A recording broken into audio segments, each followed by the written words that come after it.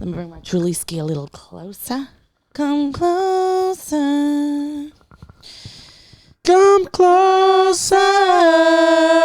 Hey, And I just can't help myself away. And I can't wait. I just can't stop. Said I just can't stop. That's all right. And I just right. can't stop. Whoa. That's pretty good. That was great. Welcome to Soft Launch, episode 9. 9 episodes. Which is one shy of 10. We almost at double digits. It's been a journey, but we here. It's been a journey. You know what I'm saying? No technical difficulties today. Knock on wood. Why would you even say Shut that? the fuck up. I'm feeling good. I'm feeling fantastic. Welcome to the Soft Launch podcast, everybody. Hi, My guys. name is JC Mendoza. I am Samantha Santos. And this is our podcast called Soft Launch, where we are two passionate lovers who also happen to be comedians that just want to share our love and perspective with the world and all. What do we got? 265 subscribers to watch like this? that. You know Something what I'm like saying? that. Not all of y'all be watching. Not all the subscribers we're be watching. going to talk about it. You know? It's going to get talked. No, we're happy to have you every Yeah, literally. You know what I'm saying? But we've had a very eventful week, and I feel like we got to just dive in. we're just going to dive in. First segment, thing about... in. Oh, I'm about to dive in. Is that the one where he moans in the beginning? Oh, I don't know. I can't think of what the song that is. Right? No? I don't know, man. I can't even think of what rest of the... Oh, I'm about to dive in. Yeah, if you're watching, listening, just comment on what the rest of the lyrics what's the rest of of that song? You know what? Shout out to... Well, not anymore. You can't shout out Trey songs. No, you can't. Good music for when he did it. For a little bit. Well, anyway. On that note, we're going to jump into our first segment. One thing about we. Where we tell you about things that are happening in our lives the past week. And I'll go first. One thing about me, I found out that I am old. I found out I'm a little old this last week. Oh, yes. We went up to New Jersey for the 4th of July with Samantha's family. Mm-hmm. And I pulled a hamstring. A hammy. Pulled a hammy. A ham and cheese in a Sammy. Family softball game. Yeah, just a fun game, and JC had to make it serious and make it about him. Main character syndrome. Pulled a full hammerowski. Yeah, you did. Pulled a full ham sandwich. I felt so bad. Dog, I felt bad. I felt like I fucking just tore my hand. or popped. So we're playing a nice family game, and I don't want to brag, but I'm at least top 5 on the field. Yeah, for sure. I top mean, not 5 better on than the me, field. for sure. You had a great game. 2 for 2. That was great. 2 for 2. You were doing the damn thing out there. Played a great first base. But I was out there. I was putting my best foot forward, making some web gems in the field. You know what I'm saying? You were. But first at bat, rolled over, hit a ground ball to the second base side. I'm a lefty, so I wanted to leg it. I didn't want to get out in front of Samantha's family. And the first step out of the box. That's what it felt like. It sounded like I fucking popped my head. But he did run it out. I ran it out, legged it out, made it. Could have went for 2, honestly. I was like, what are you doing? I'm like, go for 2! Because I was the first base coach. And and you're like, nah. Immediately no. Yeah, sat on the grass. Couldn't, and I learned the hard way. You must stretch. That's a thing. I'm at the age of my life. I'm the point of my life where I must, I legitimately forgot how you stretched like your arm. You were stretched like this. I was stretching my arm to throw stuff because I've hurt my arm throwing too much too soon. But I completely forgot that I use my legs in baseball, and I forgot how extensively we used to stretch growing up playing sports. It's like a whole really thing. Extensive, 20, 25 minute warm up, and I just didn't do it on my legs. And to this day, I am suffering. To this day, it is July 8th right now. No. Yes. It's the 9th episode, July 8th. This happened a week ago today. Yeah. And I'm still hurting. In pain, yeah. Still hurting, still icing, elevating, fucking resting, compression. It's fucking ass. It's horrible. Yeah, so if anybody has any advice on what to do for a hamstring. Any tips you got that I can do with my leg? I'm fucking hobbling around the city. Yeah, I'm over it. Don't think about me. Gotta walk slow.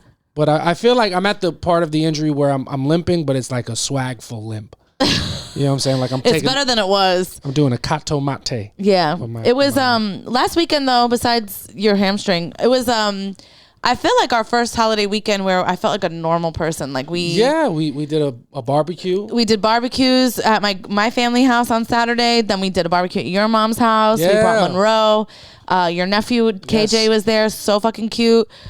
One thing about his mom and his stepdad, they have like such a beautiful outdoors, like a backyard. Yeah. Valley Stream. Shout out to all my people from Long Island in this motherfucker. I know I have such a rough, tough exterior with my beautiful curly hair and my pink shirt, but I'm from Long Island. Yeah. I come from a very... You're from the burbs. I'm from the burbs. I come from a very good family, front yard, backyard, grass everywhere. Really nice backyard. Washer, dryer in unit. Yeah, you know what I'm saying? My life, I lived a privileged life. You know what I'm saying? You did. If my parents didn't get divorced, I would have no eggs. You would have, Thank God for them. Know, dude. Because otherwise I'd just be a fucking, I don't even know what I'd be doing. Probably drugs. Probably looking for something to have a tough life about. You'd still have race issues. Yeah, sure. Oh yeah, big time. I'd have my race identity issues, and I'd have an uncircumcised penis, which apparently is people put too much slander on uncircumcised. I don't get it because it's how you're made. Yeah, it's natural. It's also just an American thing that people circumcise. Well, I think isn't it a Jewish thing or is it a religious thing? It's a Jewish thing. I think Muslim people as well. Really? If you're Muslim and you're watching this podcast, tell me if you're circumcised or not. I think they do. It's definitely not as big of a deal as like the Jewish people. Like people go and watch it or something. Yeah, right? it's a party. They have a party for it. Yeah, it's called a bris. Yeah, I think Aaron Berg has a great joke where he's. It's so insane, and like no slander to your religion, but if you think about it, if it's not a religious thing, it is crazy. It's conceptually wild, to have a party to do that. But he's like, they have a party. There's a naked baby, and a man comes in screaming like, "Show me the penis! Show me the penis!" And that's an Aaron Berg joke. It's kind of crazy. Yeah, when it you is. Think about it, but. I didn't grow up around a lot of Jewish people because I went to Catholic school, and I thought it's called a bris. Yeah. But I thought it was called a brisk. Yeah, like the iced tea, like dude. It's brisk, baby. Yeah. It's a little brisk. So I was at like a company party, like when I was in my corporate America days, and this like Jewish guy was talking to me, and he said something, and I was like, a brisk. I'm like, is that what the iced tea stuff is made of? He's like, it's a bris. And I was like, oh, I don't know. Oh, yeah.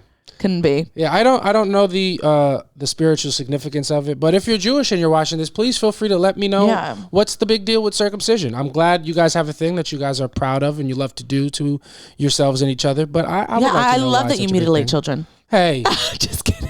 You can't say that, dude. I'm just okay. Let's circumcise women. Well, we're at it. That's a thing. That's a thing. And there's circumcising women. Have you never heard? There was like a girl on America's Next Top Model was like a big thing, and so it's a thing that they did in her tribe in Africa. They cut your clit off. Is that a circumcision? I feel like that's just called female circumcision, but it's disgusting. Why? It's horrible, and it's like a thing they do. It's in some tribe, I guess. And then I also read somewhere that they do it like as punishment for women. Like if you get caught having, I don't know where they do this, but it's like if you get caught having like premarital sex, they cut it your stuff off. If you're from that tribe, let us know what the thought process behind that is. This is not a place where we judge. This is a place where we learn. Mm-hmm. You know what I'm saying? We want to know why. Yeah, and I don't think that's a problem to do. I don't think anybody that's happening as much to women. I think it's like a 1% of the population of the world. Well, we have a lot of listeners. Yeah, we had totally. I don't want to brag. We had 75 views on our last podcast. So if you're one of those 75 people and you understand the tribal relations between a female circumcision, let us know. Yeah, we're excited to hear it. Come on the podcast, all right, and let us know what's going on because we want to know. But yeah, one thing about me, I definitely pull my hamstring, and I will never do anything without stretching beforehand. Even when I have to beat our children, I'm gonna stretch. If motherfuckers is running around, I will have very limber hamstrings. Is limber the right word? I don't know. I would be very loosey goosey. Yeah, I didn't stretch and I didn't hurt myself, and I'm older than you. Yeah, you obviously didn't try as hard. You know what I'm saying? You were playing a very. It's weird because I got on base twice, and I only went up twice. Yeah, well, I only went up once, and I got on base once. You know what I'm saying? Mm-hmm. We both did great. I don't know why you're making it a competition. Honestly, it's always a competition for me. Yeah, not really. We were literally on the same team. We were. So it was so funny because we were like picking teams, and you were. Yeah, I was nervous. He was nervous. He wasn't gonna get picked, so he's just like standing in the back, like kicking dirt. And with a bat, just like putting his name in the sand. Because I wanted her brother to pick me, dude. You got picked second. Yeah. I was first. And you had the best game. So honestly, played MVP, everybody. honestly. Yeah. You did. We lost the game. We definitely lost the game. So I wasn't MVP of like the whole game, but like of our team for sure. Yeah, you were definitely our best player, and your brother too. He played great. Yeah. Everybody else, not so much. Yeah, everybody's dude. It's like what are these a bunch of old people and children, dude? The kids had to bat. We had to act like they had home run. It was so annoying. I was like, can we get on with the fucking game, dude? Uncle Gil almost fucking ripped your dad's head off. I know. Because he missed the ball on purpose. My dad did not miss the ball on purpose. 100% missed the ball on purpose. No, he didn't. Yeah, he did, man. I saw him do it. It went right through his legs like Bill Buckner. He did it so we had a better chance because both of his kids were on our team. It definitely wasn't on purpose, and he was actually upset about it because I talked to him about it, and he was like, my dad is 70 years old, dude. Like, he can't get down as low as, everyone's like, you did it on purpose. I'm like, he's not. I know he looks great. I'm going to be real. I know he has things to fall back on in his argument. He 100% did it on purpose. I watched the whole thing. He was playing great. It was a layup. Wow. So JC just called my dad a liar. He's not a liar. You heard it here first. He's a champion. Honestly, he was doing it for us. He's a great father. Yeah. Gil almost killed us too because we didn't know his daughter was getting special treatment. So we got her out on first base because she's 12. He's like, what? She's 12. I'm like, yeah, exactly. Yeah, she's a fucking, no, that's crazy. Yeah, well, 12 is, that's. Or I heard 12. Apparently she's 11. She's what, 11? Tomatoes. Maybe she's 11 and a half. I don't think about it, dude. But yeah, one thing about me, I pulled my hamstring. Yeah, pulled your hammy. And I got to stretch. What about you? I don't really. I got another week of me just feeling like I don't know. Nothing's happening in your life. Is there anything happening in my life? I don't know, baby. You tell me. I will talk about something that none of the male listeners are going to hear about. It's just my hair has been a nightmare. Where? My hair.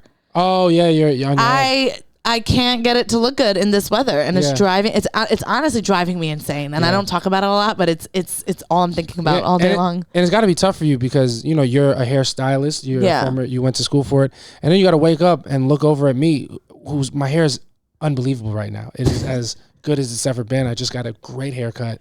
It went perfectly. That's not what they were saying yesterday. Oh yeah, well that's because I had some bitch wash it and not fully dry. I know. I have to just do everything in this fucking house. Yeah, well, one thing about you don't let me wash my own hair. I don't. I'm upset. That's actually a funny story. So, one thing about me, I trapped JC. Yeah. He was, playing hard to get, as we talk about every week. And I was like, let me wash your hair. And you're like, no. I was like, no, I'm not going to let you wash my hair. That's crazy. You don't have to do that for me. Thank you. Yeah, and then I did, and I knew I had him when he fucking nodded back because you were like falling asleep in the shower, and I was like, got him. Wrap it up. I fell asleep in the shower while you're washing my hair. I'm fully naked. Like, get that dick up, boy. Took it from me in my sleep. Yeah. Yeah, man. No, I never do that. No. It's always consensual. It was not always. No, always, dude. For me, it's consensual, but I'm saying for you, you sometimes you're tired, but give me that dick. Oh, yeah. Give me that dick. You don't get this dick.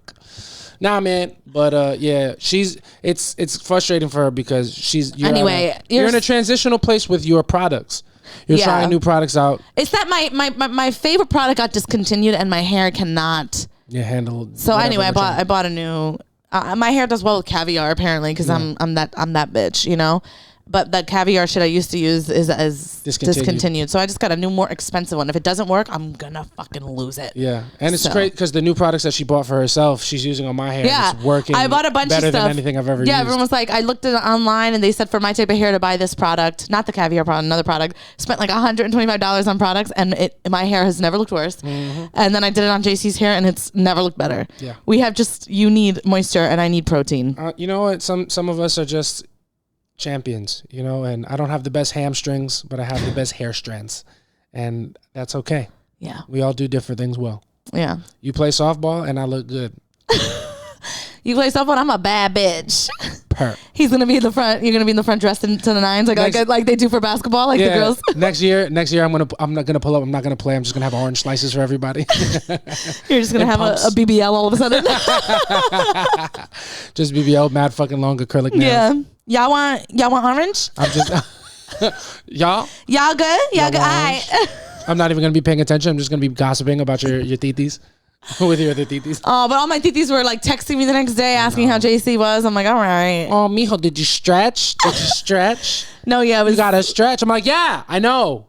I know, literally after there's nothing worse than when you hurt yourself or something happens or like you drop something embracing like, you should have been holding it with 2 hands. Oh, okay, thank you. Word. Yeah, especially in front of people of the age around because those people want to give you life advice anyway. Absolutely. Unprovoked. Now they have something, they have an in. Well, you also this is what I've been telling you. I've been stretching for 30 years. But also I have 2 nurses in my family, so they were just like, come on, man. You know better. But it was a good family weekend. I felt like very fulfilled. Yeah, it was a lot of fun. It was a lot of fun. It was like my whole family, my cousins and everything, which I'm really close to, who I'm really close to.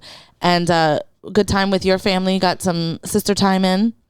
Yeah, it was a lot of fun. It was just a good weekend. Sisters, my nephews. Yeah. Shout out to your nieces. We were surrounded by Do you have more than one nephew? That's my nephew. You said it with an S. I was like, are you telling? I didn't know if somebody was pregnant. No, man. Oh, okay. Yeah, Gabby's not having sex with men, dude. Get the fuck out of here. She stinks. Stop. You can't get no dick. Gabby, if you're listening to this, I love you, but step it up, dude. All right? Get out there. Go fucking touch some genitals. If you're watching this... I think she is. I think she's doing fine. She could be doing better. Okay? If you're watching this, go DM my little sister. Try to have sex with her. You know what I'm saying? Just give her something... Jesus Christ. I'm trying to be funny, man. I'm trying to be funny. Gabby, obviously, I do whatever you want. But, if you're listening, she's just cool. Really cool person. Yes, she is, and beautiful. Very into tattoos right now. So if you know about tattoos, that's her thing. That's her whole thing. Yeah. And traveling. She's so original. That's my baby girl. I love Gabby. You know what I'm saying? She's going to be pissed when I just really think it's funny how.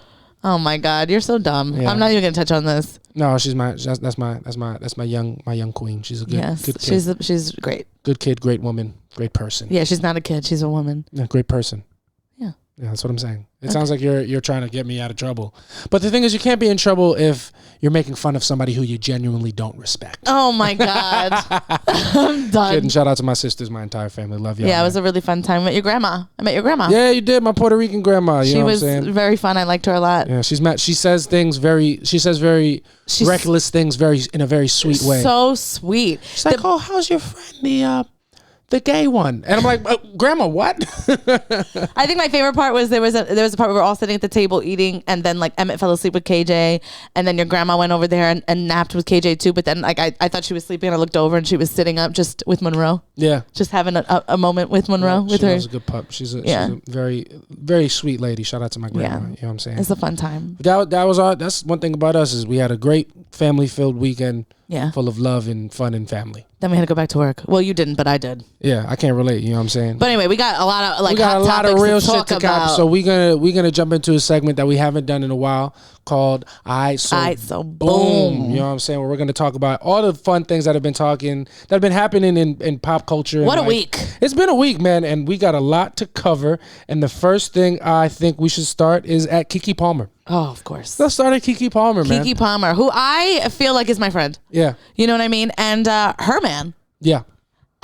Just couldn't deal. One thing about Keke Palmer, she was her man basically didn't like that she showed her ass at an Usher concert. And one thing about him, he got on Twitter and he showed his ass. Yeah.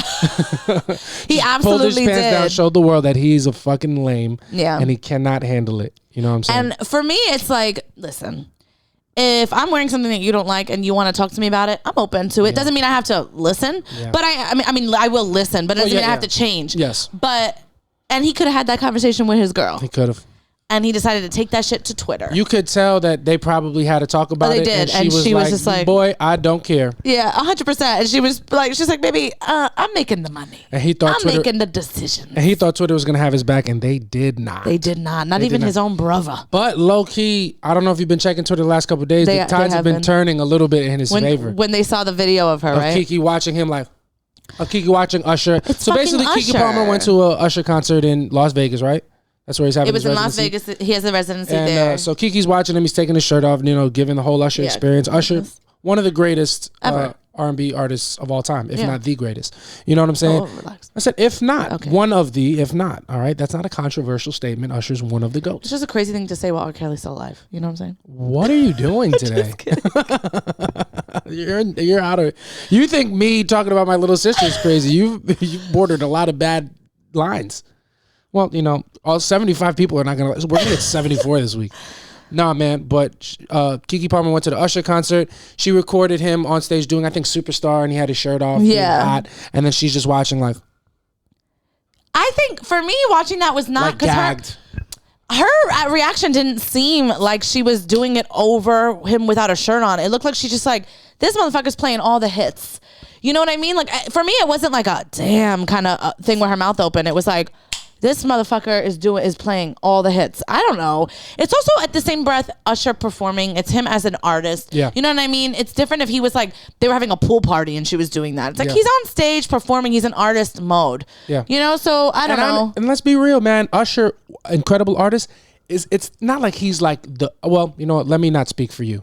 In my view, it's not like he's like the sexiest guy ever. I don't think so either. Like he's not like like Chris Brown is more of a sex symbol. Absolutely. You know what I'm saying? And Usher is a great artist and a handsome man. Yeah. He's not like a sexy I think guy. people do love him though. Of course. They see him that way, but he's not like that he's not like that for me, but talking to my mother, she different story. My mother loves her some Usher. I love me some Usher right now. She loves him. Yeah, well, he's great. He's great, but I don't think he's like sexy like that. But either way, I could understand being a guy and feeling a little insecure, but it's fucking Usher, dude. Yeah, it's like, what are we talking about? And just also like, I don't know. Keke seems to really love her man, or did. But I will say though, when we watched the video of because the video that went viral that caused him to do this was a video that because like Usher goes whenever there's like a celebrity at his concert, he goes over to them. Goes over to the table. So he went over to Keke and during the concert, and he was singing "There Goes My Baby." He was serenading her with "There Goes My Baby." And I thought he was being very respectful. I thought as well. Keke got a little close and danced. She did. You can tell she was a little lit. She was a little lit. Upon reflection, she put the thigh in between his legs. Yeah, and there was a little shit. Not a lot. She didn't throw it back. She wasn't throwing it. Yeah. And she wasn't really throwing it forward, but it was a sensual bachata. It was, and I thought, it was, but I thought Usher his hand was in an appropriate location. Yeah. I thought, it was for me. I wouldn't call myself jealous. Yeah. But there are things that I'm like I have to like swallow and be like, all right, I'm not gonna make a thing about this, but I love it. Yeah. So I can imagine her man looking at that and being like, no, I don't like that. Yeah. I think this is what. Let's be realistic now. Okay, Twitter, like her man definitely not stepped out of line, but he said something dumb, because he didn't make it about what she did, which if he did, he might have had more of ground initially. I think he just didn't want to think like Usher got him upset. Yeah, but then what he ended up doing was, because some people were tweeting like, yo, how do you think Keke's man's going to feel about this? And he was like, it's fine, but it's the dress though. You're a mom. Because her dress was it was like a see-through dress. It was like a see-through dress. It was a completely see-through dress, and she was wearing like a corset thing underneath that was like a thong. Yeah, her ass cheeks was out. Fully out. Looking great, by the way. She looks fantastic. Her ass cheeks were definitely out for sure. But yeah, they were definitely out. She was in Vegas, went in Vegas, I guess. You know what I'm saying? And I feel like if you're comfortable wearing it, wear it. Have I seen women on the train in Manhattan wearing those kind of outfits? Yeah. Do they look ridiculous to me? For sure. But if they're comfortable in it, I don't give a fuck. You know what I'm saying? But I can understand. I can also see her man having an issue with it. Yeah. It's just like, honestly, hey, why are you bringing? You're a grown ass man. This is a grown ass couple. It's not. Yeah, I see a lot of people being like, "I hate an insecure man," and talking about what he was saying. Yeah. And the mom thing. Yeah, that is crazy. Yeah, I could see him having a problem or feeling a type of way. I can also see Keke being like, "Okay." And I respect that you don't like it. Yeah. But I'm gonna wear what I want to wear. Yeah. But I think that in a relationship, a partner should be comfortable to say, hey, I'm not crazy about. I don't love the way that you look, but the problem is Twitter is crazy. That is crazy. And then she doubled down the same day he did it. She posted herself in that dress. Yeah. And then Twitter's gonna make Twitter essentially. Obviously, he did it to himself to a degree with his behavior, but Twitter is making her leave this man. Yeah, 100%. I know, but for me, and for him, he's almost like the fact that he's got to leave her now too. Like Twitter has put them both in a very polarized place where they cannot be together anymore. Well, that's what happens when you bring it to Twitter. 100%. 100%. I'm not saying that they were right. I'm saying we have talked about what the internet's role in a lot of people's lives and narratives that they spin plays, and this is why you don't take things to the internet. 100%. But Twitter definitely blew this shit well out of proportion. I'm sure this is something that normal people could work through, even though it's annoying. But going to Twitter at their level of public notoriety, it's a death sentence, man. We've been talking about it. I'm like, for me, you take anything that happens within our relationship to Twitter. Yeah. And it's a no for me, dog. I don't care if we have 20 followers. I just feel like, you don't respect me. Mm-hmm. Or this. It's a lack of respect and a breach of trust. Yeah, it's super weird. Because you're pulling back the curtain for really sensitive, vulnerable stuff. Yeah, and that's nobody's in your relationship business. that is not rock solid. Not to say that every relationship has its difficulties, and that's nobody coming can from live. two people with a podcast that talk about our sex life. You know what I mean? We talk about it, but do you think we talk about what we actually argue about? Yeah, you want to hear about it? Because you can. If you like and subscribe and comment on the podcast, we will. If one person asks us, absolutely not, what we really talk about, I will take my fucking shirt off and tell you all. Why you gotta take your shirt off? I don't know, man. You know what? You're a dad. Relax. Sorry to my daughter. Yeah, but I think, and now we understand that the problem is taking it to Twitter. We can both agree that he gave up all of his, moral standing when he kind of publicly shamed her, or not publicly, attempted to publicly shame her for her dress choice. 100% on Twitter. But now let's talk about what actually the issue in a vacuum. Okay. Right? The way that she was dressed and the way that she was dancing on Usher. Mm-hmm. Do you think that is a problem? I don't think it's a problem. I think it's something that they could have talked it out, and he could have been like, "Hey, I didn't love that." Do you think that there was something there in a vacuum? Not saying that Keke Palmer, like any man and woman, because I think even if the tables were turned and it was Rihanna or somebody like that, for him to like be that up in each other's business, I think it wouldn't be crazy to suggest that an apology was in order for him. From her to him. If he never said anything on Twitter and he brought it up behind closed doors, like, hey, I really didn't love the way that you, like, in that outfit was all up on Usher. I really didn't like that. Yeah, I can see him. Do you think like, granted, he didn't come about it this way, but if he did express himself that way, do you think that an apology would have been in order from Keke to him? Yeah, I could see her being like, I didn't intend to make you feel that way, and so I'm sorry that it did. Yeah. But not being like, I'm wrong for wearing this outfit. Yeah. But if he's not comfortable with that, that's something that you have to work through with your partner. I feel like, I 100% behind closed doors. But then for me, it's like, oh, once you take it to there, now I'm 100%. Doubling down. Now I'm gonna be like, who the fuck are you? I pay all the bills. Yeah, no, Twitter. Like we said, he ruined. He shot his load when he brought it to Twitter. Crazy. It was done. Cooked the goose, fucking killed the cat. It was done.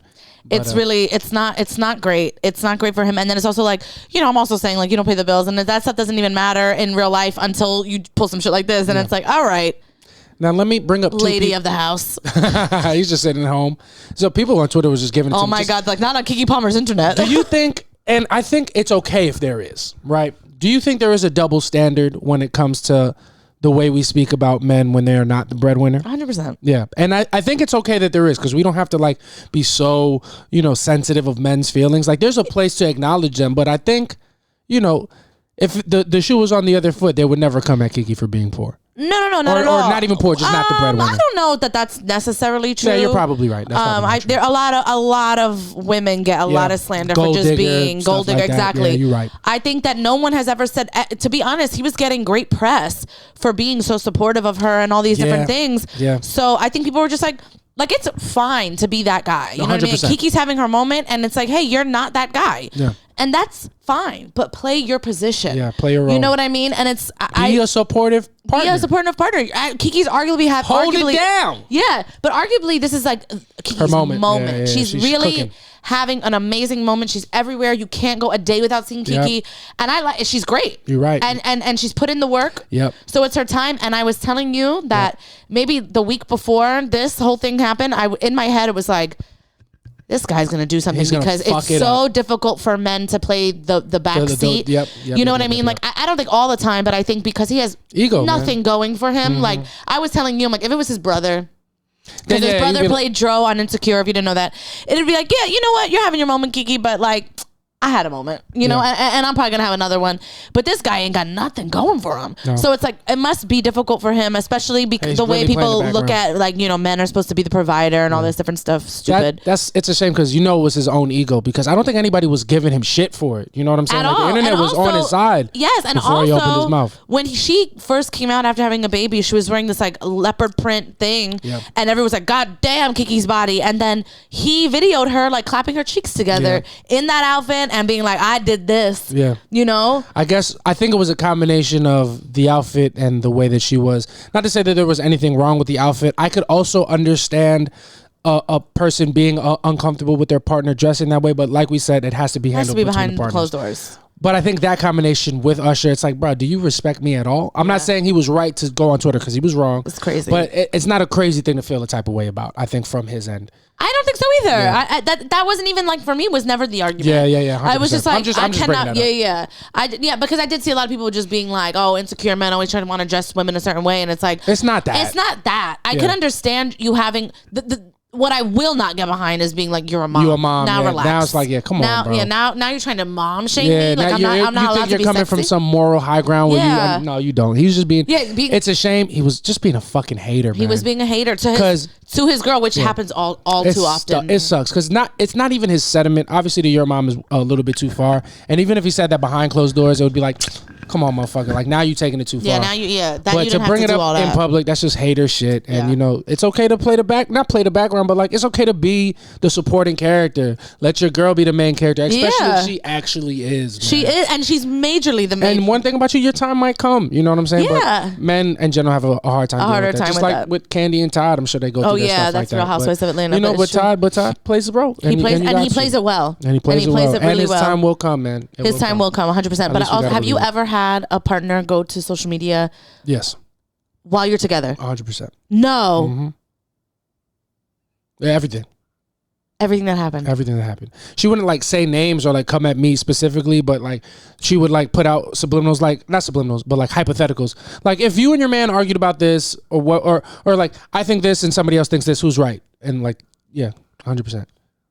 Oh, that's crazy. It was infuriating, but you know what? I fucking muted her. I didn't read any of your tweets, so it was just one. I didn't have to see it. We didn't have to argue about it. I guess, yeah. I've never had someone. So I was willfully ignorant. Yeah, I've had that. It stinks. Yeah, I can't imagine. I've never had anybody do that ever. It used to be to the point where if we were going through like a disagreement, I would check her Twitter to see how she actually felt, because she'd be quicker to tell the internet than me. Oh, wow. That's crazy. Yeah. So I can't even imagine that. Yeah. I've never had anybody go to the internet like while we were together. I've had them go to the internet like after we broke up. Yeah, that's when you're supposed to do it, dude. I mean, I haven't. I just do it on podcast. You know what I mean? Nah, I feel you. But it is what it is. Shame. I think ultimately I stand with, we all stand with Keke Palmer. I will say, there could have been, maybe she doesn't respect him. Maybe she doesn't, and that's okay too. And that's okay too. Yeah, they don't have to be together as long as they co-parent, smoothly. Yeah. But it's tough. It's unfortunate for the babes. Yeah, but fellas, I think the thing to pull from this, if you're feeling a type of way, you got to go talk to your girlfriend. Yeah. You got to go talk to your woman, maybe. Maybe don't tweet it on the internet. Yeah, that's absolutely. Maybe don't tell the world how you feel. Yeah. Maybe talk to your partner. I was also surprised that it went so viral because he don't even have any followers. I know. But I was like, look at this guy. Yeah, but that's how you know. Good for him. First time he went viral. And now they got to break up because he fucked up his own bag, honestly. Well, he'll probably get some It's very funny support. Because David texted me, my best friend texted me, was like, I'm over Darius, whatever. And I was like, who the fuck is that? And he was like, and then I was like, Kiki's man? And he was like, even better. You know exactly. You know what it's going to be? And it's going to stink, but this is going to start his Love and Hip Hop career. 100%. 100%. New Safari loading. He's just better make sure he's got the dick to back it up. Yeah. Because Safari, one thing about Pathetic X, huge cock, great career. We're gonna see. Safari might be the most infuriating person that's ever lived. Massively cocked up and just made a whole living out of it. He's disgusting. And he is, but salute to making it. So if Darius, if you got that cock, bro, it's time to leak it. I don't think he does. Time to leak the peen, Darius. Let's see the penis and we'll decide if you have a future in this business. I cannot. I also thought that his brother even was like, hey, why am I catching strays? I got nothing to do with this. Bro, family is not thicker than social media heat, bro. This guy was literally like, hey, why am I catching strays over here? Like, we're different men. I didn't say that. That's y'all mans. That's my brother, but that's y'all mans, all right? That's wild to do. Yeah. All right, what else we got on the docket? On the docket, number 2, I want to talk about, this is going to be a quicker one, Britney Spears and Victor Wembanyama. Yeah. Right, so apparently, ladies and gentlemen, what happened is number 1 draft pick in this year's NBA draft, Victor Wembanyama, one of the highest rated basketball prospects since LeBron James. Bitch, if you don't fucking wake the fuck up and act interested in my passion, we're gonna have a fucking problem.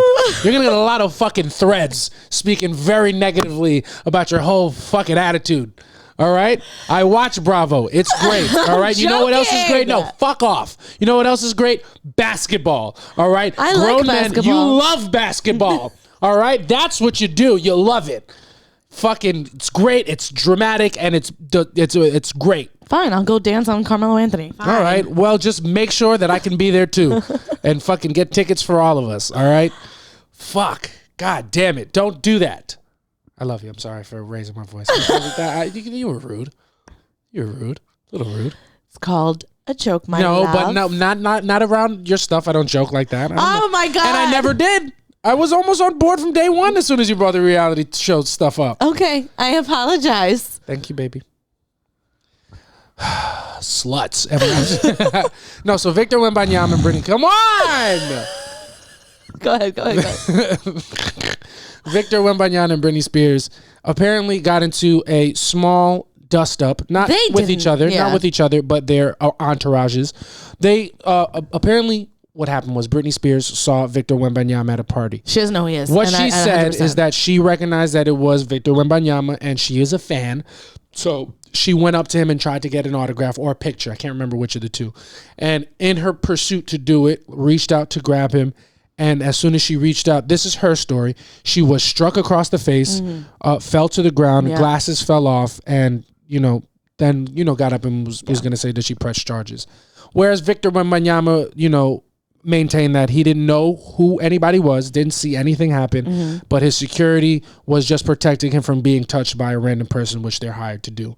Right? Then the TMZ came out because, like, in those two reports that, Victor gave and Brittany gave, somebody had to be lying. Someone had to be lying. Then the video came out. Shout out to fucking TMZs everywhere. Bro.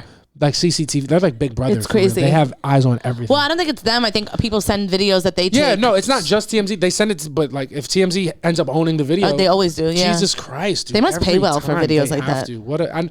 It stinks because you can see why being a paparazzi is like a lucrative career choice. Yeah, 100%. Fucking gross way to make a living. It is a really gross way. But they pay, man. But anyway, we got the video from TMZ, and in the video you can see that Britney Spears, who, like you said, I have 100% confidence that she had no idea who it was. No idea. I think she saw a big tall guy and was like, this must be somebody. Someone probably told her in her camp that, like, oh, this is a celebrity. And she was like, oh, this will be cool to take a picture with. He's relevant. So she runs up and she reaches her hand out, taps him on the shoulder.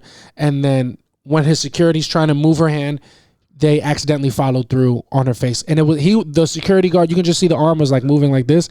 And in this motion, like slapped her in the face. Yeah. Which stinks, but it's like, you can't do whatever you want to whoever you want. It's like if I was to go up to Britney Spears and try to tap her on the shoulder, I'm sure her security would rock me. Because that's what you're fucking paid to do. Yeah. You know what I'm saying? And it's also, security's not paid to know who every celebrity is. It's like, he maybe didn't notice that you were Britney Spears. Yeah. And you know what I really hate that like our generation, I don't know if it's our generation, but what people do now is like they make people invincible. So like now everyone's on Britney's side, right? The free Britney moment. And then it's the same thing that happened. Like it was a free Britney moment. Now everybody hates Justin Timberlake because something that happened fucking a million years ago where she cheated on him, by the way. Yep. And it's like then they made him to be this horrible person. And I was like, all right. Let's be real, man. Let's be real. Let's make one thing clear. Lock Britney back up. Lock her back up. This is I'm not disagreeing. She's an unhinged person. She needs what's the word? A conservator? A conservator. I don't know if she's a conservator. Bring her dad back. But she definitely needs somebody to make sure she's taking her medication. She's not okay. And why she's not okay is probably because of conservatorship and all the things that have happened. And I know something's wrong and I know her family stinks. Yeah. Right? But she's not well. Yeah. She's not a sane human being. Yeah. And things that you've gone through don't just enable you to do whatever you want free of consequences. Yeah. You know what I'm saying? So now everyone makes her like this fucking, like she can martyr, do no wrong. victim, and it's like, I'm not saying she deserved to get hit in the face. No, she definitely But things happen. Yeah. You know what I mean? I would love to know how many people have been hit by her security team. I'm sure it's a million different people. One thing, if she would have had Victor Wembanyama security guard, nobody would ever caught those pictures of her bald with a fucking umbrella breaking the windows out of a car. Or her puss. Remember they got pictures of her puss? So maybe Brittany, maybe you should hire him. Give him a job. You're a real ally. Hire the security that you're going to get fired because that guy's going to lose his job. I don't think that guy's going to fire. I don't think he shouldn't, but if he does, Victor Wembanyama, he's not going to fire him, but his team might pressure him to, whatever. You got to give a sacrifice to the fucking public at this point. Yeah, and I'm not saying Britney Spears, hire him and watch how good the security is. Yeah, but it's like, I mean, do I feel, no one wants to get hit in the face. Yeah, it's not like she deserved it, but it's like, hey, I don't think it was on purpose. And making it such a big thing. And then her statement, I fucking hate it. You know what? It is. I stand with victims. Girl, bye. No matter how you dress them up, no matter what they go through, no matter what experience they have in their life, a white woman is a white woman at the end of the day, and their fucking instinct, not always, and I don't mean to be super general, but it is a historic, especially in America, it's a historical instinct that you can point to white women to play themselves as the victim. Yeah. In certain situations, like this one specifically, she is not a victim. Yeah. And who's the culprit? Who is it against? Does it happen to be a black man? You know what I'm saying? Yeah. I don't mean to get all fucking hotep and conspiracy was the security theory. A black guy? Yeah, of course he was, man. And it's like, bruh. Now you're a victim. Now you're just getting beat up in the streets. I want to go to Brittany and be like, hey, what number does Victor wear? What team does he play for? You know what I'm saying? What country is he from? Yeah, say his last name. Exactly. And it's just like, it's unfortunate. She didn't deserve to get hit in the face. No. But it was a fucking accident.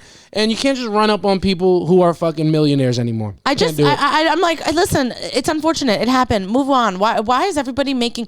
I just feel like everyone loves to be a victim. And it's like, Brittany, hey, you don't have to try to do it. You already are. Yeah, you already are a victim. And that's sad. And it's like, to me is the equivalent of Demi Lovato saying she was triggered by low-fat options. You know what I'm saying? I fucking can't. It's fucking dumb, and She's the worst. Yeah, I'm over that. But that's all I got to say about that. All right. Is that, and also free Justin Timberlake from all these negative comments. Facts. Yeah, facts. Oh, it is funny because Victor Wembanyama played his first game in the Summer League last night, stunk it up. Yeah. And the Britney stans are fucking roasting him on Twitter, and it is very funny, I will say. I know. Well, that's one thing you can always count on Twitter with. The internet, the best of people and the worst of people, they are slam dunking on Victor Wembanyama right now.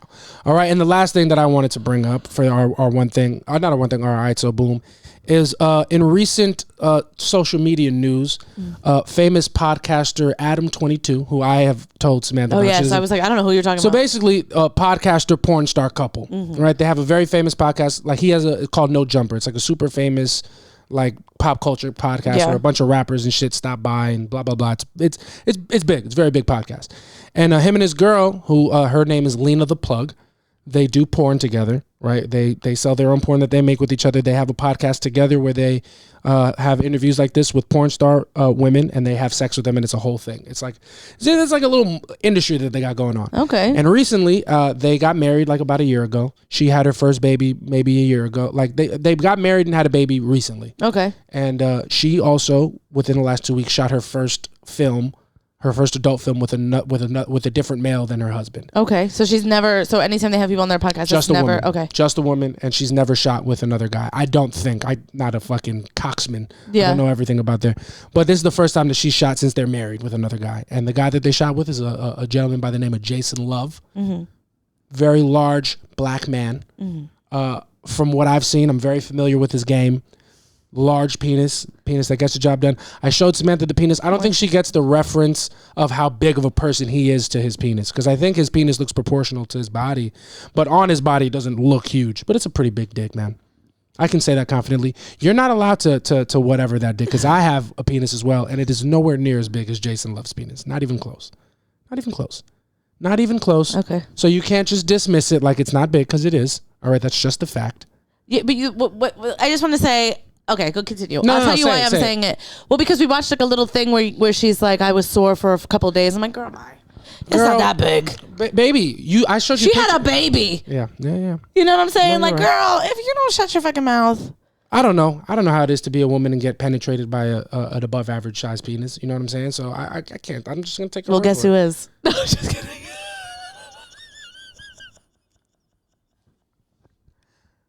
Ladies and gentlemen, you can't tell.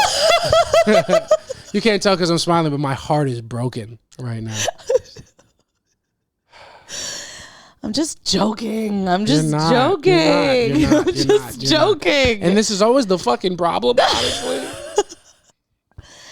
No, I just think I hate that. Oh my God, I couldn't finish. Like, girl, you had a baby come out of your puss. Are you just saying like that you were just a champ and just fucking taking fat shots? No, I'm saying like I hate that narrative. Like a couple of days. Girl, what are we talking about? How long would it used to take you? You were so dumb. Since it's such light work. How long? How long? Did you suck it? Do you love him still? You're making me laugh. It's just very funny. Oh, so now I'm a fucking joke. Yeah. Well, I'm just the whole thing. I'm just obviously joking.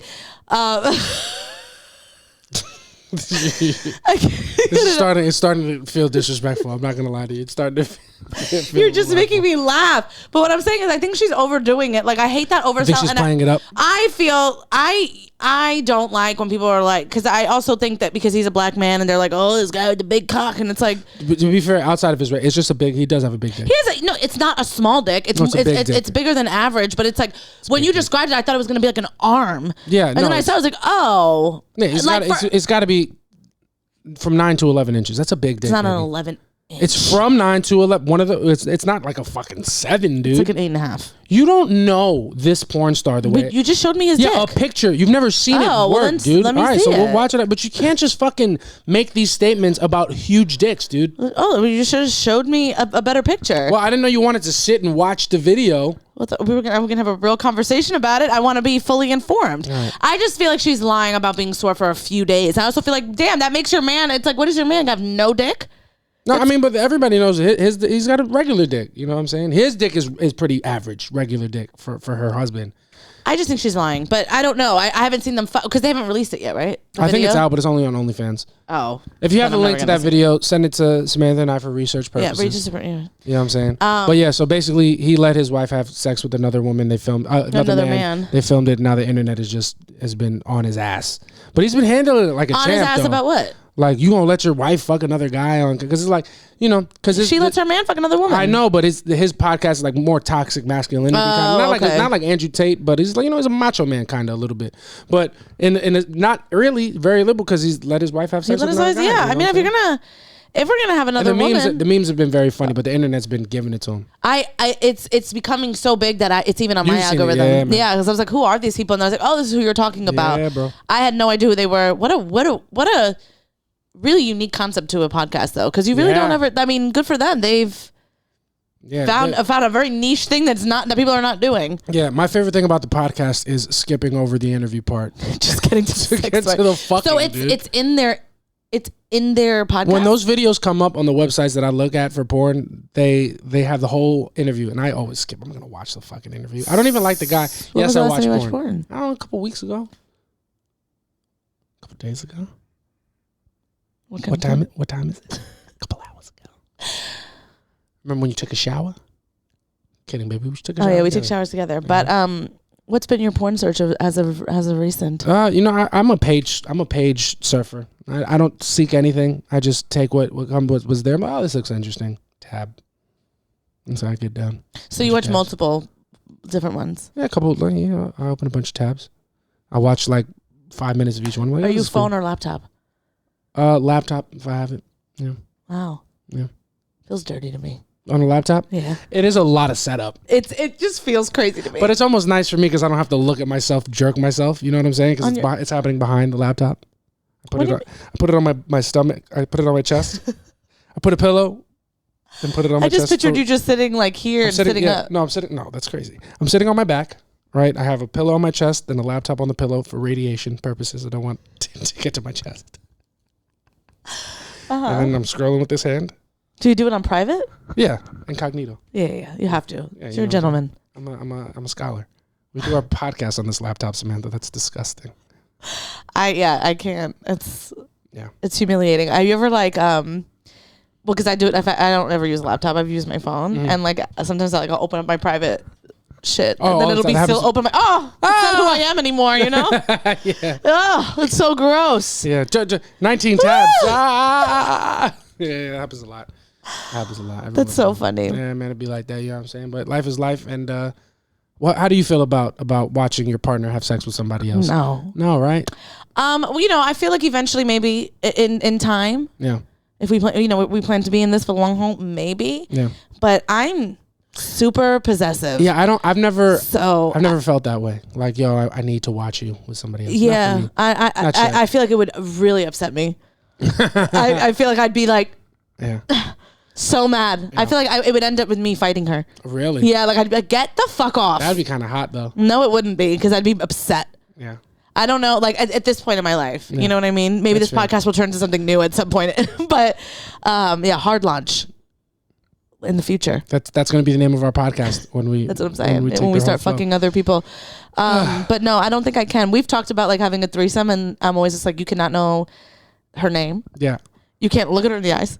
Yeah. So from our conversation, I've gathered that we are never having a threesome. No, or it's just gonna be me with the girl, and you just happen to be there. Because I'm like, well, you can't look at her. That's crazy. Yeah. You know what I mean? She can't touch you. That's wild. Yeah. So. But you. It's I want to have a sex with a woman. Just having your cake and eating it as well. No, I don't. It's not something that I'm even. Hey man, I didn't ask.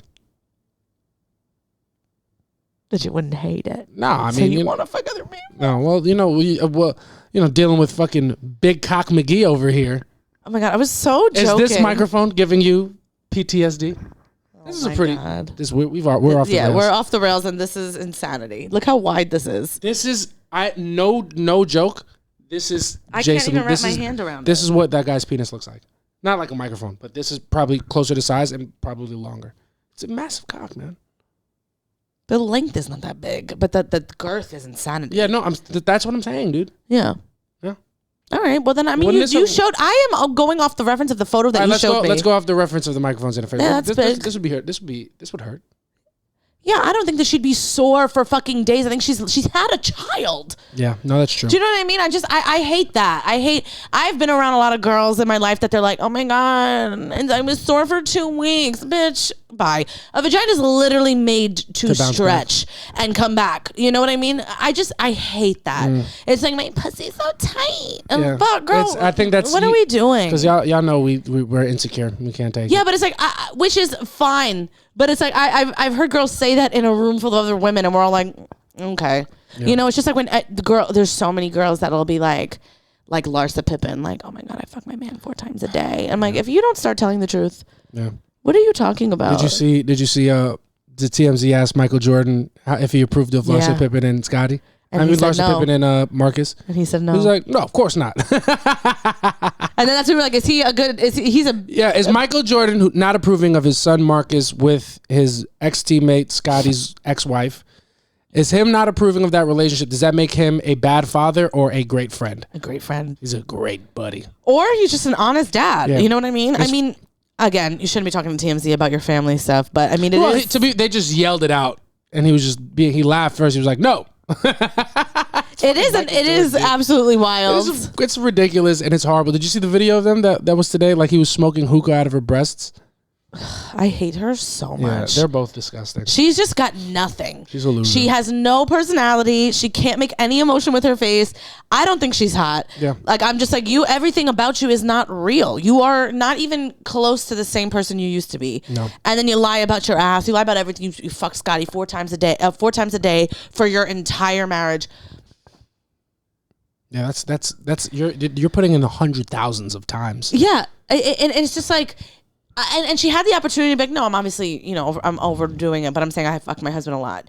Because Andy was like, that's this many times a week. And she was like, yeah. Like, okay. Yeah, she's a loser. While when did he even have the time? He was a fucking professional basketball player. Mm-hmm. They practiced before you know what I mean? What are you talking?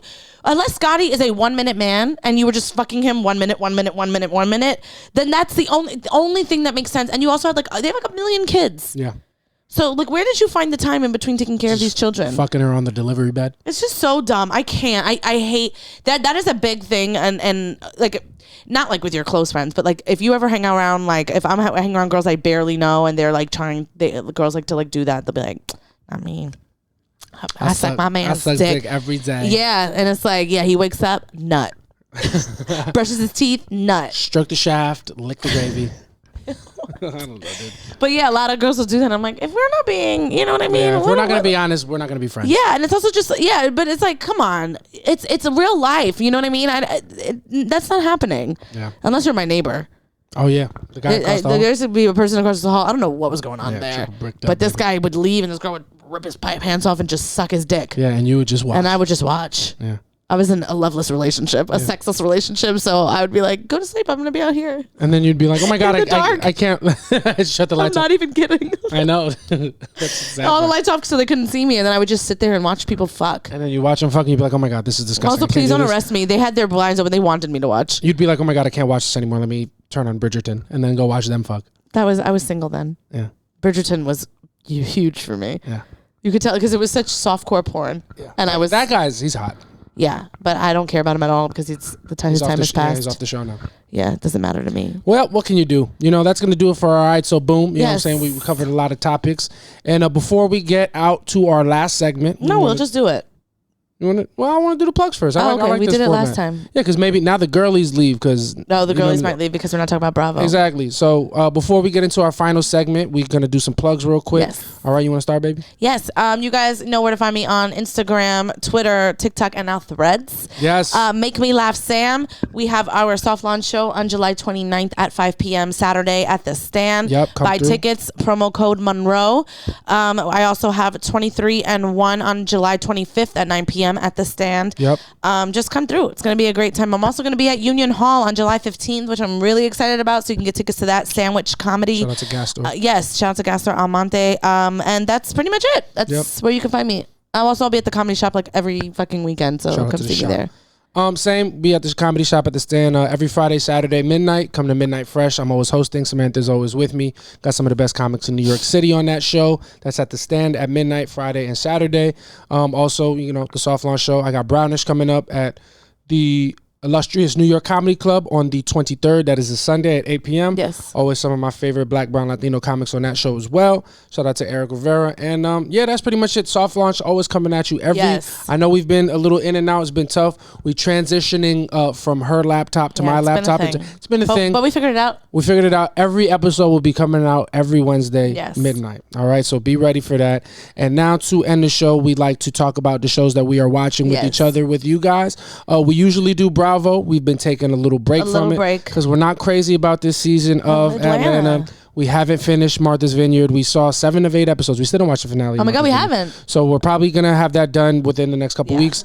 But we're not crazy about Atlanta and then all the other housewife stuff. We got to brush up on New York. We have to brush up. Did I start? No. Okay. So we're going to watch New York and then Kyle. We got to, we got to learn about that out. But don't Kyle worry Mauricio, but we got time. But what we will talk about is what we've been watching for the last couple weeks, and that is The Bear. The Bear. Hulu's The Bear. The Bear Cap.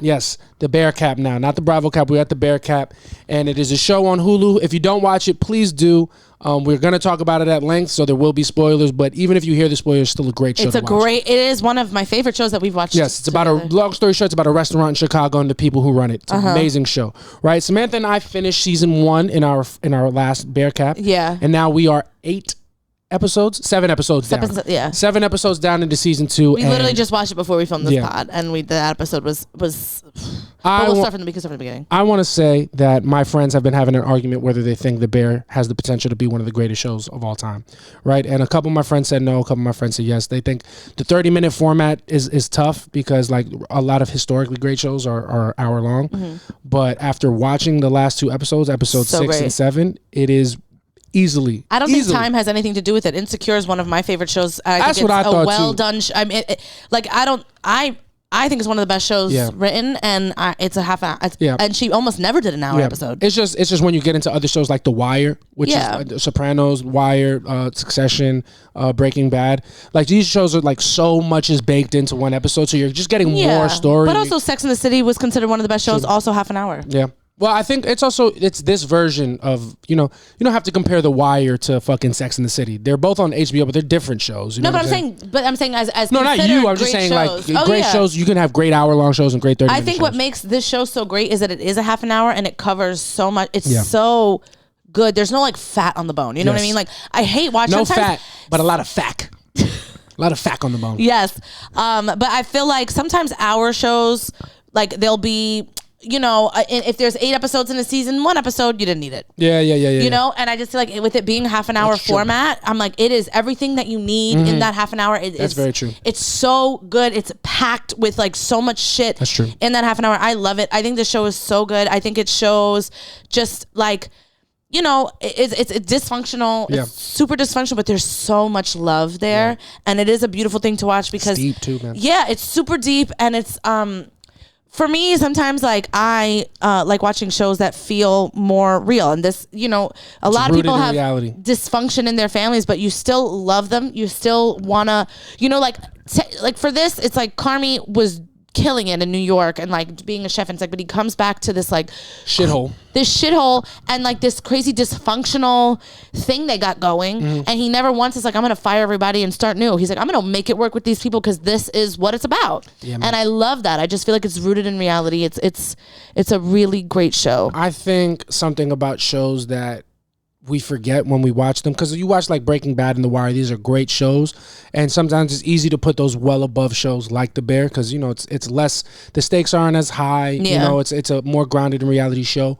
But I think the thing that this show does as good as any show that I feel like I've watched recently, it makes you feel something very intensely, because it's hard to care about people you know are not real. You know what I'm saying? Like reality TV is easy to get invested because these are real people. These are real you know people. What I'm saying? But to watch a show, like that's the best shows do that. They make you care about the characters, and not just the characters, but every character. And something that this show does, I think, better than a lot of 30-minute shows, or that it's doing now, is it's rounding out the supporting characters so deeply. Because like I don't think that there's an argument to be made that I think Richie was my least favorite character of the entire season 1, honestly, up until episode 6. Yeah. You know what I'm saying?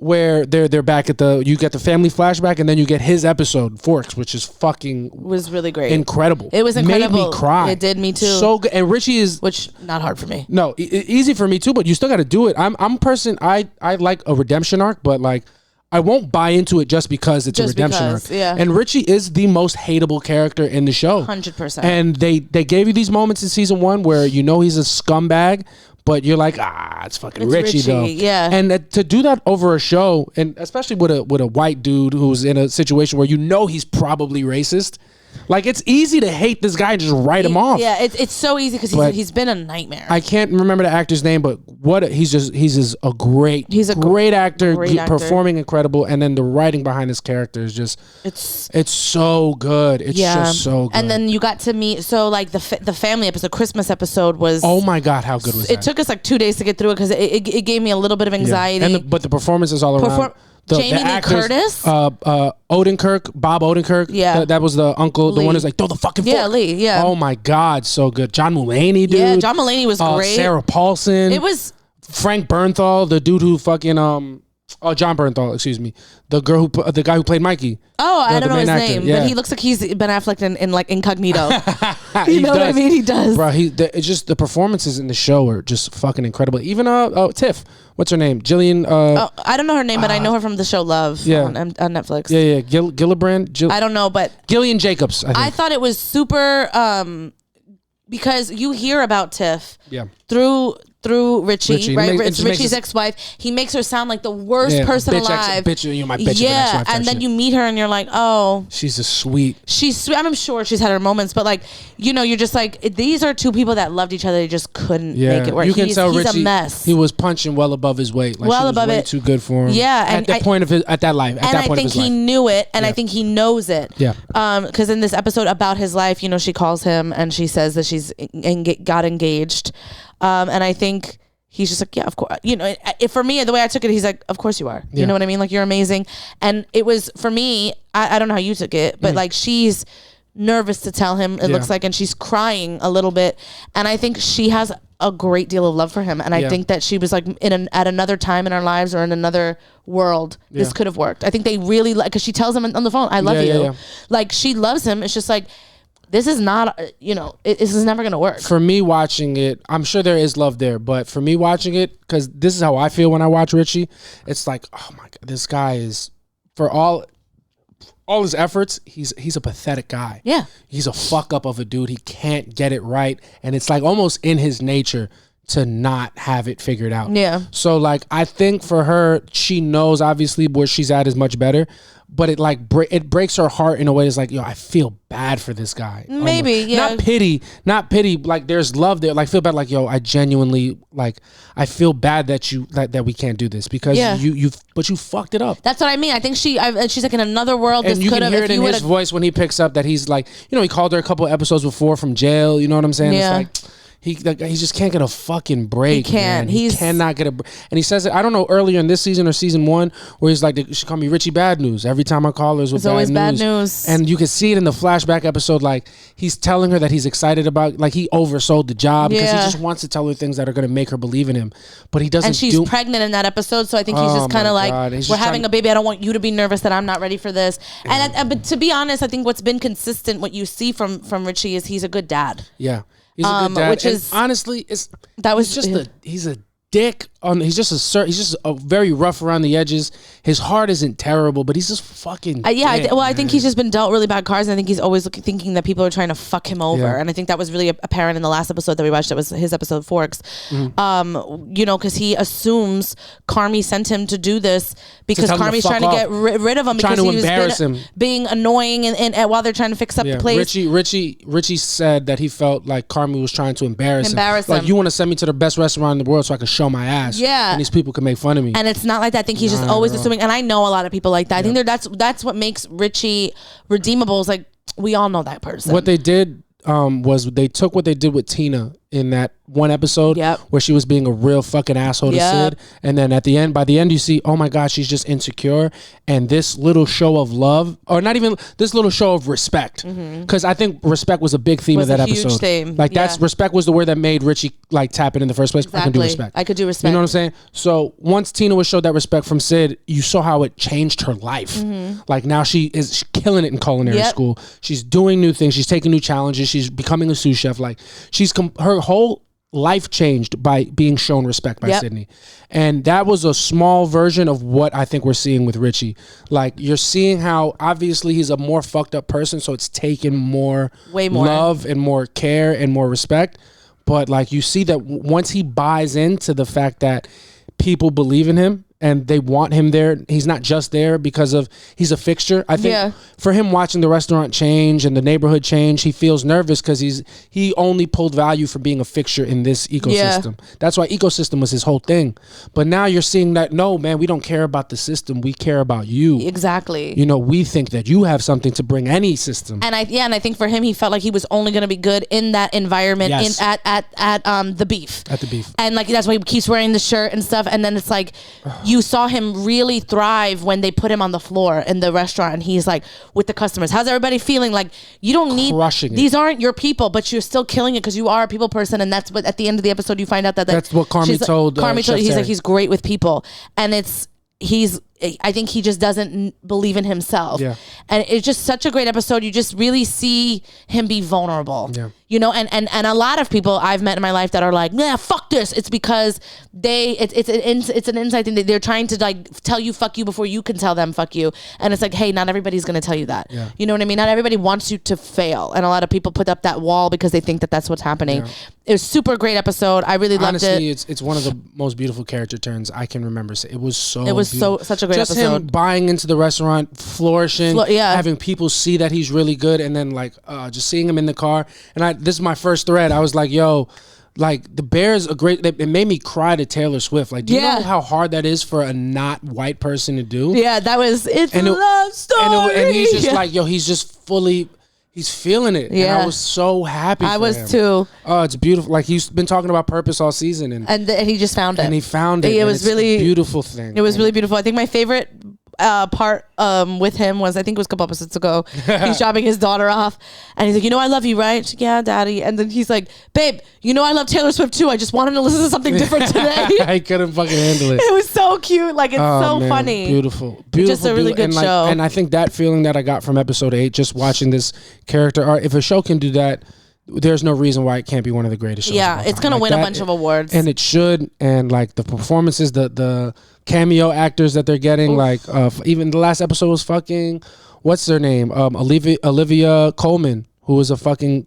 Oscar award winning actress, Chef Terry. Oh, the chef, yeah. Olivia, she's a fucking Oscar winner. And just the show's been great. It's just so great. Every episode's been good. I'm a little nervous about Sydney and Carmi. I still feel like they haven't talked it out. They haven't at all. And you watch, you see how things went in Richie's restaurant, and like there's so much open communication, and everybody's like super communicative and positive, and that comes from the top down. It comes Absolutely. from Terry, and Carmi has to figure that part out. And he has not at all. He hasn't figured that part out. He's extremely talented, but that's it. Yeah, it's just, and I also thought the family episode was really good because you kind of see, you just kind of see why everybody is the way that they Jamie are. Lee Curtis, she's definitely gonna win a Golden Globe for like best like one episode performance. Holy shit, it was. You would think that was her mom. Like she was playing that firsthand. Like holy she knows shit. somebody. I'm watching. I'm like, oh, I guess Jamie Lee Curtis is an alcoholic or something. Or she must be Italian, dude. Yeah. Oh, 100%. One thing, but that was a little triggering. I know. That episode was wild, but there wasn't a person on that episode that didn't give it everything. It was 100% performance from everybody. Yeah, The Bear does anxiety better than any show on television. The only other time, even the way it's filmed. The only other time I felt this anxious watching something was Uncut Gems. Oh my god, that's the only other time I almost had to leave the theater. Yeah, well, Uncut Gems I think was comfortably too much. Yeah, it was a different type of anxiety. But it was too much. And you watch those directors do interviews, and they do it like that. They do it chaotic. So they're just like the best version of chaos. But I think The Bear is the most digestible version of anxiety. Yeah, well, it's also just dysfunction, and you see it at its finest. And that family episode was like a lot, and it's something I guess I could relate to because my family's not that crazy. But like, it's Christmas, and they're all coming there, even though they know it's always going to be a shit show. Yep. But it's like that's the love is like, hey, this is going to go bad. Yeah, you know what I mean. Mom cannot handle any type of stress, but we're all here every Christmas. It never fails. Insane. Which is just, it's family, man. It's love, and I think I don't know. I just thought that episode was. I loved Richie's episode, but I think the family episode was like, oh. That's to me where the show elevated. Yeah, the family episode was obviously insane. Seeing so great. Characters, backstories, and histories, and a little bit more insight of why they are the way they are always feels great when you're already invested in the character. Because we wanted to know everything about Carmi, and we want to know everything about Richie. So this is like the first taste of us getting it. Yeah, because they talk about people, and they're always like, what is that? Who is that? So they've been referencing their mom, I'm saying? They've been referencing different cousins and stuff like that. So you got to see, like, they showed us something. They showed us the end before the beginning. Yeah. And it really is. Like, we didn't meet Mikey until episode, like, 7. Yeah. Dude, you know what I'm saying? So it's really... the show is just smart because it makes you care about those characters just in the value of their everyday life. And now I want to know everything. Now I want to know everybody. Where's their dad? It's still the show is still fucking growing. It's such a good show. I can't wait to watch more. Yeah. And I don't know how this season's gonna end yet. We're gonna do our final Bear recap next week. Yeah. But I can't imagine it not being good. It's gonna be great. And it's gonna be. And by the time I get to that's like that's as good of a 2-season start to any show that I've ever watched. Yeah, it's a really great show. Highly recommend it. If you guys haven't watched it and you're still listening, watch it. It's. But do you have so any predictions for what you think is gonna happen? How do you think the opening's gonna go? I think the first season had a really great ending, and it was very happy. I don't think it's going to be exactly the same. I think it's going to leave us a little bit like, oop. Like, I think they're going to open the restaurant, but I think there's going to be something in the back that's like, we still got to work on this, or something's still going to be lingering. Yeah, I think Sydney's going to leave. Yeah. I think Sydney's going to leave, and I'm really nervous about it because I think her and Carmi are really good together. But like as co-workers, obviously, Carmi's. I think this season he's leaning more into himself, like giving himself the things that he knows he deserves. But it's coming at the cost of being a really good communicative boss. Because Sydney is now. She's the most obsessed one about the restaurant right now. And I think it at least from the show, it feels that way. And not that Carmi's not obsessed, but like he's not pulling his weight with the way he communicates to his team, honestly. Yeah. Because for Richie, I know obviously all these people are difficult, but like you saw how when they sent Tina to culinary school, she was excited because I'm going there to learn how to be a better chef because Sydney laid it out for her. But when and the same thing for Marcus in Copenhagen. But Richie had no idea why he was going there because Carmi didn't fucking talk to him about it. You know what I'm saying? And that's a problem. That is a problem. You have to talk. You have to be communicative. People have to feel valued. And if they don't, that's when they feel nervous because if Richie felt as loved and respected by Carmi as he actually was, he wouldn't be so nervous all the time. Yeah. Same thing with Sydney. She's a talented chef and she's a great person to have in a restaurant, but she doesn't feel the love. She doesn't feel the inclusion. It's not even also the love. It's that she has tried something that has failed and Carmi hasn't. Yeah. So I think she's coming from a different place where like this needs to be perfect because I've done it not perfect. Like I've not dotted my I's and crossed my T's. Where Carmi's more just like, of course this is gonna work. He has maintained stars at a restaurant, but it's just starting something. No, he hasn't. Yeah, he's not. Yeah, he hasn't. He's been really successful. I think Sydney's coming from a different place, and they need to get on the same page. I'm nervous, man. I can't. I don't think I'll be able to handle if the restaurant doesn't go well when it opens. It will. I need it to open on time. I need them to kill it. but I don't know what I'm going to do. But I'm very excited to see. I'm super excited. Everybody should be watching the show. Yes, really and great. If you guys like the show, tune in next week. We will be doing our season 2 Bear Cap. And that's going to do it for us here.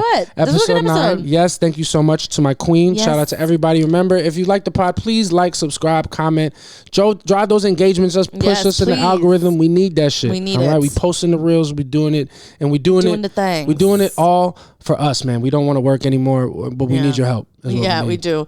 So thank you guys for tuning in. We will see you next week. Send a bear emoji. Send me a bear emoji if you're watching this. An emoji of a bear. Thanks, Dad. Yes. All right, guys. We will see you next week for episode 10. Bye. Peace.